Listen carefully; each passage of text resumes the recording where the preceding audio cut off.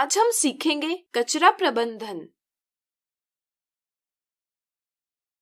हम प्रतिदिन विभिन्न गतिविधियां करते हैं जिसके दौरान कई ऐसे पदार्थ उत्पन्न होते हैं जो हमारे लिए अनुपयोगी हो जाते हैं।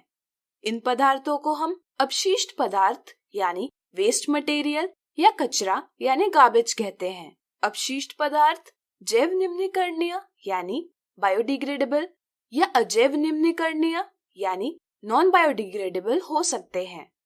यदि किसी पदार्थ का जैविक प्रक्रम से यानी एंजाइम की सहायता से अपघटन किया जा सकता है तो वह जैव निम्नीकरणीय कहलाता है, लेकिन यदि किसी पदार्थ का जैव प्रक्रम से अपघटन नहीं किया जा सकता तो वह अजैव निम्नीकरणीय कहलाता है।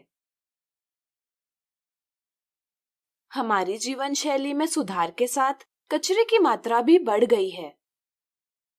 साधारणतः कचरे का निपटान करने के लिए इसे खुले मैदान में फेंक दिया जाता है। इसके कारण हमें गांव तथा शहर में कचरे के ढेर दिखाई देते हैं। आमतौर पर जीवाणु जैविक निम्नीकरणीय कचरे का जैविक प्रक्रम से अपघटन करते हैं और प्राकृतिक तौर पर इन पदार्थों को सरल पदार्थों में परिवर्तित करते हैं। सरल पदार्थ पादपों द्वारा अवशोषित कर लिए जाते हैं और इस प्रकार के कचरे का प्राकृतिक तौर पर निपटान होता है।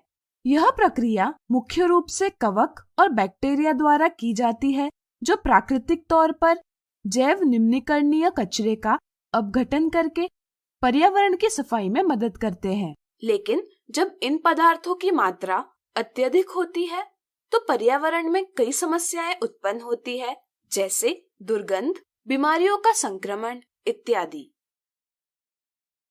अजैव निम्नीकरणीय पदार्थ जैसे प्लास्टिक साधारणतः अक्रिय यानी इनर्ट होते हैं, इसलिए उनका पर्यावरण में विघटन नहीं होता। इसके कारण वे लंबे समय तक पर्यावरण में बने रहते हैं। इनके कारण समस्याएं जैसे नालियों के बहाव में रुकावट, बाढ़, बीमारियों का फैलाव इत्यादि उत्पन्न हो सकती है। दोनों कारकों में वायु, जल तथा मृदा प्रदूषण भी होता है। मल यानी सीवेज के निपटान की उचित व्यवस्था न होने के कारण स्थानीय जलाशय और जल के अन्य स्रोत वाहित मल से प्रभावित होते हैं। उद्योगों से निकलने वाले अपशिष्ट जिनमें गैस, कूड़ा कचरा, धातु के लवण एवं तरल अपशिष्ट सम्मिलित है, बिना उपचार यानी ट्रीटमेंट किए पर्यावरण में छोड़ दिए जाते हैं। खेतों से निकलने वाला जल जिसमें कीटनाशक और रासायनिक उर्वरक होते हैं अक्सर स्थानीय जलाशय में एकत्रित होता है। डीडीटी जैसे अजैव निम्नीकरणीय पदार्थों के जल में मिलने से जल में पोषक तत्वों की अत्यधिक वृद्धि होती है। इससे जल में शैवाल की तेजी से वृद्धि होती है।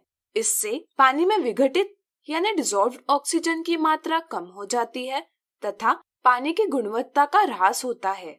इसे ही हम सुपोषण यानी यूट्रोफिकेशन कहते हैं।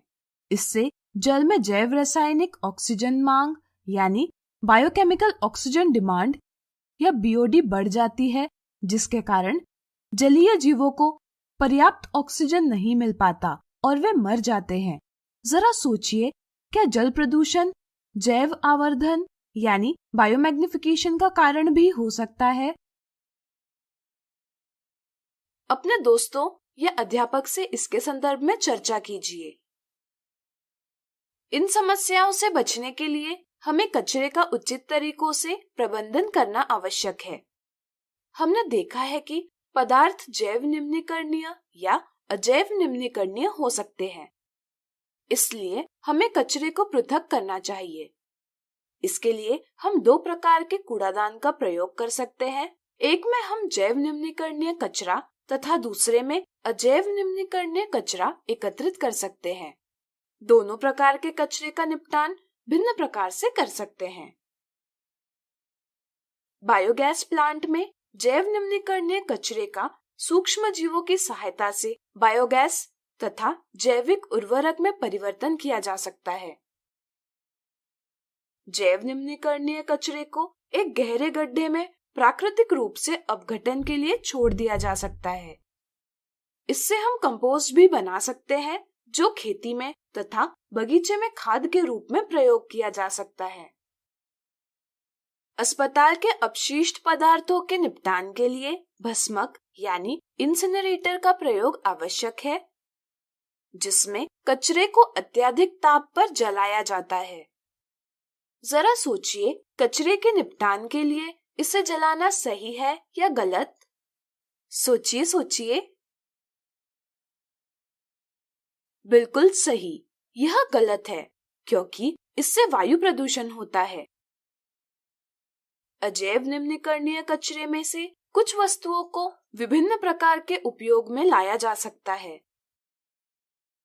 जैसे प्लास्टिक की जार में फूलों के पौधे उगाए जा सकते हैं तथा प्लास्टिक की बोतलों में इन पौधों के लिए पानी की व्यवस्था की जा सकती है। बक्सों का वस्तुओं को रखने के लिए प्रयोग किया जा सकता है। इस तरह किसी वस्तु का बार बार उपयोग करना पुनः उपयोग यानी रीयूज कहलाता है।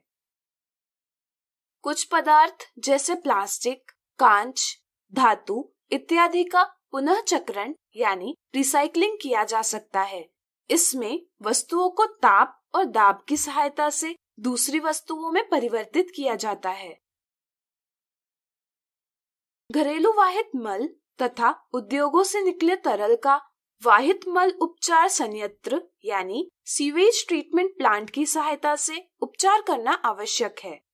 इससे जल में स्थित उपद्रव्यों का सांद्रण कम हो जाता है, जिससे जल प्रदूषण कम होता है।